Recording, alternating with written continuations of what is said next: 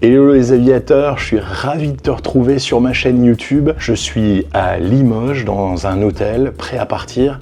Mais hier, je te garantis que ça a été sportif et c'est pour ça que j'ai pas pu filmer parce que j'étais vraiment dans une galère avec les intempéries, des trains annulés, des connexions loupées, etc. En fait, je suis arrivé hier soir à Limoges.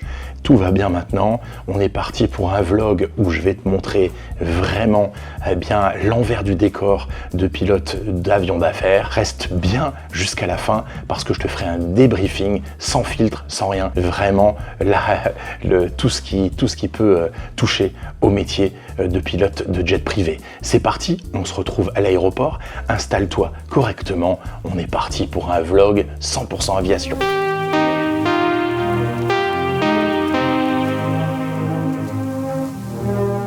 Bon mais les amis, je viens d'arriver à Limoges. En fait, Limoges, c'est vachement sympa. Ça faisait longtemps que j'étais pas venu. Le directeur de la plateforme veut promouvoir l'aviation générale. Donc avec le M600, je viens de payer 1,48 € de taxe. Donc c'est juste génial. La taxe vaut rien. Et si vous allez manger au resto, c'est encore mieux. Ils vous offrent la taxe d'atterrissage. Donc c'est vraiment un aéroport que je peux recommander. Je suis vraiment étonné. L'équipe est super sympa, le fuel je l'ai eu tout de suite, l'équipe d'encadrement, etc. Venez même faire du training, etc. à Limoges, vous serez le bienvenu. Franchement, ça me plaît bien. Bon voilà, Limoges-Nancy, comme je vous avais dit, je suis tout seul. Je vais repartir avec ce Pipa M600. Et il y a à peu près 1h10 de vol. Je viens de checker la météo est pas terrible. Vous voyez, il pleut là, mais bon, il y a du plafond. Nancy, il fait quasi beau, donc franchement, on va pouvoir faire un vol super sympa tous les deux, puisque je t'emmène avec moi dans le cockpit. Reste bien, comme je t'ai dit tout à l'heure, jusqu'à la fin, parce qu'on fera un débriefing complet du vol, où je vous expliquerai toutes les choses qu'on n'explique généralement pas. Donc voilà, c'est parti, nous voilà avec ce magnifique Piper M600. Donc on va givrer un peu pendant la montée, on risque de givrer un peu pendant la descente, mais rien d'exceptionnel. Vous verrez comment je prépare ça dans l'avion. Là je vais faire une pré-vol et puis on va pouvoir partir. Je vais faire le plein aussi et puis on pourra y aller tranquillement. Voilà, regardez ce magnifique Piper M600, un bel avion d'affaires, parce que je viens de déposer le propriétaire qui connecte avec un vol Ryanair pour aller voir un match, un derby entre Manchester City et Manchester United ce soir, et il y a un Ryanair qui fait Limoges-Manchester.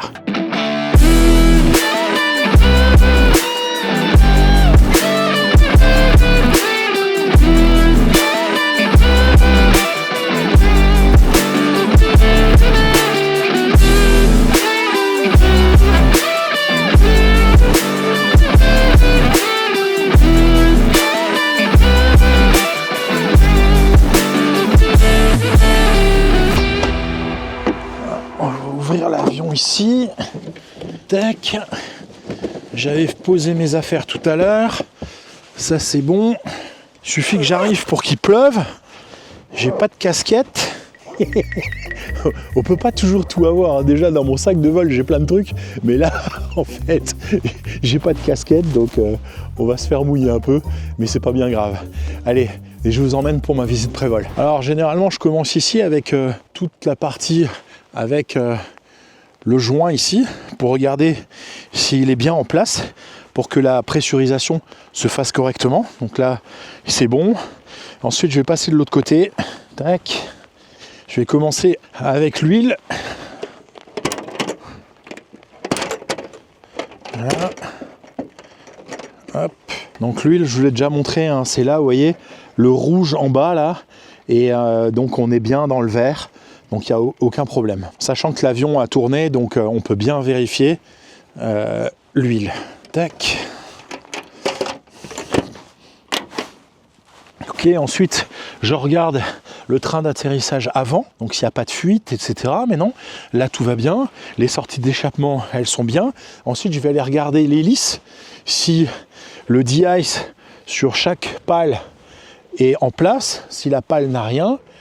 Donc comme c'est une turbine libre, on peut bien regarder l'hélice, comment ça se passe. Donc l'hélice, il y a tout ce qu'il faut. Voilà, le cône il est en place. À l'avant on regarde les entrées d'air, s'il n'y a rien dedans. Et tout ça, c'est important. Voilà, bien regarder en bas. Il n'y a rien. Tac, tac. Les entrées d'air ici. Les entrées d'air. Il n'y a rien. Elles sont bien. Tac. Le cône d'hélice est en place. Voilà. Même chose ici. La sortie d'échappement. Ici, s'il n'y a pas de fuite sur la roue, sur le fluide, l'hydraulique, etc., il n'y a rien, c'est bon. Ici, les trappes, elles sont bien en place. Ici, on va regarder la même chose, on va regarder les boudins.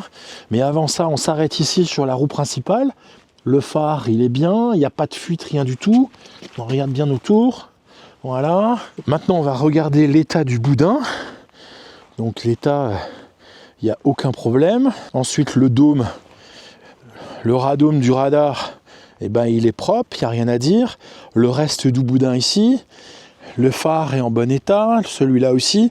On va regarder si le carburant, la trappe est bien fermée et verrouillée, c'est le cas. On va continuer. Donc ici, c'est bon. Ensuite, on va bouger le volet, regarder si tout va bien. Et à l'intérieur ici, si le câble est bien en place. Sur la poulie, vous voyez, il y a une poulie avec un câble là. Voilà, les volets. Tac, on va regarder ici si la trappe de train est bien attachée. Derrière, c'est pareil, tout est en place. On vient ici. Ici, les prises statiques, si elles sont propres. Ici, on va regarder en haut le boudin sur la dérive. Il est nickel. Ensuite, le boudin ici sur la profondeur, il est bien. Ici, il y a les static wicks, ici, elles sont bien. Donc, il y en a 1, 2, 3, 4, 5, 6, 7, 8. 8 et 3, ça fait 11. Elles sont en place. Voilà, ici, on va aller regarder. Alors là, il y a le compensateur, vous voyez, mais je ne le prends pas au compensateur, je le prends à côté. Et on va bien bouger ici. On va regarder ce qui se passe en dessous là. Voilà, donc c'est bon. Tac. Ici, pareil, le compensateur et la dérive. On revient ici, les static wicks, elles sont en place. Voilà. Ici, le boudin de nouveau. Le boudin est nickel. Là, les trappes sont bien fermées. Ça, c'est une petite trappe pour mettre des choses, pour remplir l'huile, etc. Et ça, c'est la prise de parc, si on a besoin, avec un GPU, si on a besoin de démarrer l'avion, si l'avion n'a plus de batterie ou une batterie trop faible. Voilà. Donc, c'est bien fermé. Les prises statiques ici. Les joints de la porte, on les a déjà fait. On va revenir ici sur le train gauche. Paf. La trappe, elle tient bien. Voilà, les tubes pitot, ils sont là, vous allez voir, ils sont là, mais ceux-là, je les vérifie quand j'enlève les housses de pitot. Donc ça, c'était déjà fait, et de l'autre côté aussi, voilà. Et ça, c'est la lampe pour la nuit, pour voir si on a de l'ice qui arrive, de l'icing qui arrive sur les boudins ou pas. Voilà, et écoutez, tout est nickel. On va pouvoir se mettre dans l'avion et on va pouvoir partir. Allez, à tout de suite, on se retrouve dans l'avion. Et une fois dans l'avion, j'ai fermé et verrouillé la porte. Donc vous voyez, il y a des petits voyants verts ici. Donc il y en a un là, il y en a un ici pour la porte supérieure. De nouveau ici et de nouveau là. Donc il y en a 4 en tout. Donc la porte, elle est bien fermée, verrouillée. Ici, je vais ouvrir l'oxygène. Vous voyez, ici, il y a une trappe, là. Ici, en dessous. Donc, je vais ouvrir. Là, c'est off. Là, c'est on. Et tac. J'ouvre l'oxygène.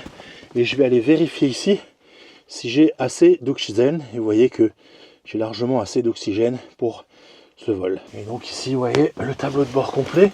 J'ai commencé à préparer mes caméras, etc. Et donc vous voyez bien le tableau de bord. Voilà, allez, je vais m'installer. Before startup, the door is closed, pilot emergency oxygen.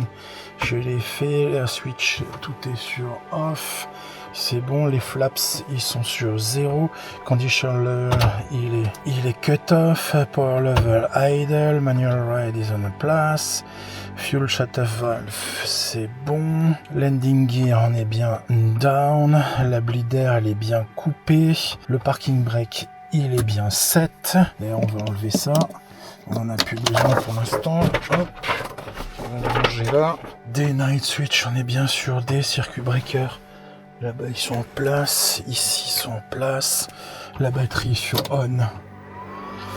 Et on va checker le fuel. Et donc le fuel, eh bien on a 1750 pounds, on est quasi au complet au niveau du fuel. Temp elle est check puisqu'on a plus que 60 degrés. On est en dessous des 160 degrés. Ça c'est bon. L'ITT temp elle est fait. Le battery volt, on a bien ce qu'il faut ici. Au niveau de des gens, puisqu'on a 25, vous voyez 25 et jusqu'à 24,5. On peut démarrer cette turbine sans GPU. Les nav light, on va mettre nav light. Et puis bien, je vous laisse et je vais copier la TIS et puis je vais appeler l'ATC avec le casque. Allez, à tout de suite. Voilà, on va aller prendre la TIS qui est 128.080. Alors la TIS, c'est l'Automatic Terminal Information Service. C'est un message automatique, un message radio automatique qui donne au pilote les informations essentielles d'un aéroport. La météo, la force du vent, la piste en service, les procédures, le Québec Novembre Hotel, le QNH, etc. Il permet de réduire la charge radio et d'arriver préparé avant de contacter pour la première fois le contrôleur aérien. Ok, on a écho, c'est bon. Et donc 140 pour 5 nœuds, sup à 10 et 1011 le QNH. On va tout de suite régler le QNH ici, 1011.7 et on va pouvoir appeler pour la mise en route. Bonjour monsieur, un Piper M600, une personne à bord, hôtel Bravo Papa Echo Mike, un IFR sur Nancy. On souhaiterait notre clairance, notre mise en route. On a copié Echo avec un QNH à 1011 unité. Eh bien la mise en route est approuvée, on rappellera après à rouler Papa Echo Mike. Ok, donc la mise en route est approuvée, c'est bon. Tac, tac, tac, ça c'est bon, ça c'est bon, ça c'est bon, ça c'est bon. Tout est bon, on a bien les freins, on a les pieds sur les freins. Allez, on va mettre man, et donc on va surveiller ici l'ITT. Allez, c'est parti. 1, 2, 3. On attend 13% ici, on a 14%, et allez, on envoie le fuel. Donc ça c'est une séquence qui est vraiment délicate. Bien tout vérifier ici. Ok, on a l'ITT qui grimpe.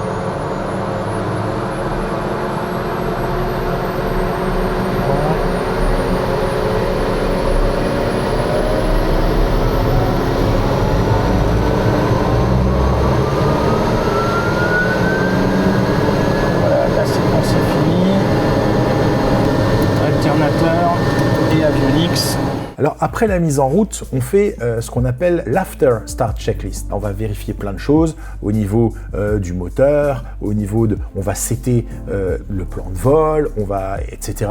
Donc on a à vérifier plein de choses et on va préparer notre avion pour le décollage. Ça, c'est hyper important. Alors pour le roulage, il y a quelque chose de très important et j'insiste là-dessus, on regarde dehors. On ne s'occupe plus du tout de l'intérieur parce que c'est dehors que ça se passe, on roule, c'est comme en voiture. Donc on roule et on regarde dehors. Si jamais le contrôleur veut te donner ta clairance départ, tu t'arrêtes, tu serres le frein de parc et une fois que tu es arrêté, tu vas pouvoir noter ta clairance. Mais ne roule jamais en notant ta clairance parce que ça, c'est très dangereux et j'insiste vraiment là-dessus. Et donc le contrôleur, il va te donner ta clairance départ, ta première altitude assignée, etc. Mais encore une fois, arrête-toi et mets le frein de parc. Aujourd'hui, c'est un vol solo entre Limoges et Nancy. Sur le papier, effectivement, c'est un vol simple. Une route directe, une météo correcte, franchement rien de spectaculaire, mais voler seul, c'est jamais banal. quand il n'y a personne à côté, tout repose sur toi, bien évidemment, la préparation, les décisions, l'anticipation, chaque choix compte et de toute façon un peu plus. Donc le cockpit est bien plus silencieux, tu es tout seul, on écoute davantage l'avion, le moteur, la radio, on est vraiment concentré sur l'instant présent. Il n'y a pas de distraction, pas de discussion, juste toi, la machine et le ciel. C'est dans ces vols-là qu'on se rend compte que piloter, ce n'est pas seulement gérer des procédures, c'est aussi gérer son rythme, sa vigilance, son énergie. Donc un vol facile, oui, mais intéressant parce qu'il te rappelle pourquoi tu fais ce métier, pour cette sensation de maîtrise, pour cette autonomie totale et pour ce moment un peu à part, suspendu entre deux aéroports. Seul à bord, mais jamais seul quand on vole. Alors l'approche et l'atterrissage c'était intéressant, c'est la première fois parce que c'est rare que je faisais une MVL, donc un Circle to Land, et en fait mes micros n'ont pas marché avec l'ATC, c'est pour ça que je le fais en voix off comme ça, donc c'est dommage parce que j'aurais bien voulu vous montrer un Circle to Land, on le refera la prochaine fois, vous inquiétez pas, j'aurai encore des occasions de faire une MVL, mais voilà, ça s'est bien passé, je me suis posé en 21, je suis sorti et puis j'ai été au hangar où est positionné l'avion, voilà.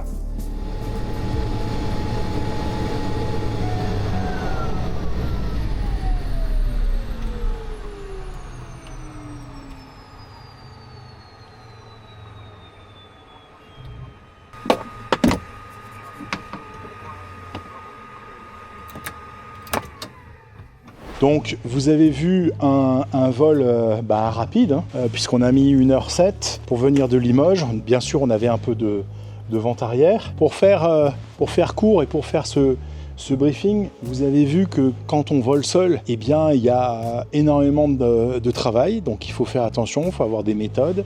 Et même quand on a des méthodes, on peut oublier des choses. On a parlé du TEM, le Threat and Error Management. Ça, c'est super important, de parler des menaces avant le vol, pendant le vol et à l'arrivée. Donc toujours, comme je vous disais, être devant l'avion, ça c'est super important.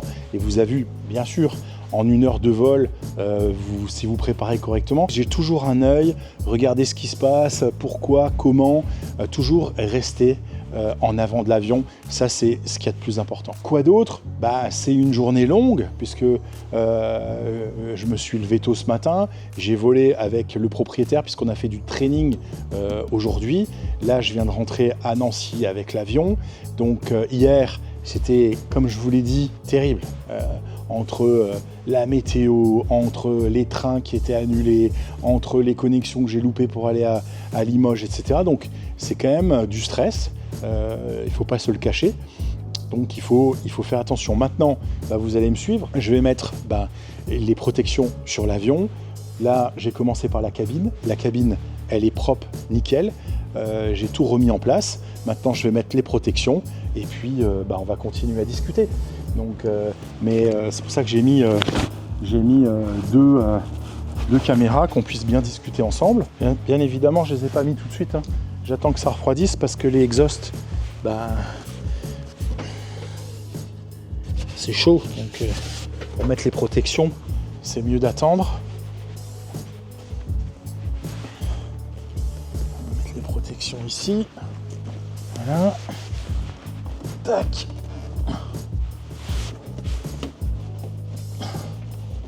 Tac.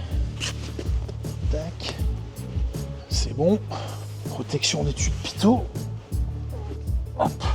Même si c'est dans un hangar, que la terre est basse, comme dirait l'autre, que la terre est basse. Hop, en voilà un. En voilà deux. Donc vous avez vu, j'ai mis toutes les protections. Ici, là, partout. L'oxygène, vous avez vu, je l'ai coupé. Donc ça, c'est bon. Là maintenant je vais pouvoir ranger mes affaires tranquillement, donc ça c'est cool. Et puis je fermerai les portes. Là je vais déconnecter tout ça, je vais le remettre. Donc vous voyez, c'est pas tout repos, parce qu'il y en a qui me disent ah ouais vous avez un boulot facile. Non, c'est loin d'être facile, c'est du stress, surtout en plus de ça pour tourner des vidéos. Vous voyez que ça prend un peu de temps. il faut s'organiser. Et c'est pas toujours facile, toujours tout remettre à sa place correctement. Voilà, ça, le câble, c'est le câble avec lequel j'enregistre les communications. Vous voyez, j'en ai plusieurs. Ça aussi, je pourrais faire, dites-moi en commentaire si ça vous intéresse que je vous montre le matériel que j'utilise pour tourner mes vidéos. Ça peut vous intéresser. Dites-le moi en commentaire. Voilà, ça, ça va aussi là, c'est tous les supports. Tac, ça va là. Ça, c'est mon Starlink. Donc, je vais le remettre à sa place. Je le mettrai dans ma valise. C'est plus simple. Je vais fermer l'avion. Allez, on ferme l'avion.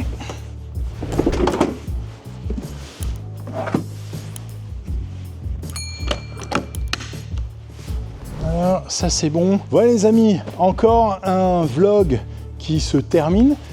J'espère que vous avez kiffé. Je vous ai emmené encore une fois dans le cockpit. N'hésitez pas en commentaire si vous avez besoin de savoir des choses, posez-moi des questions.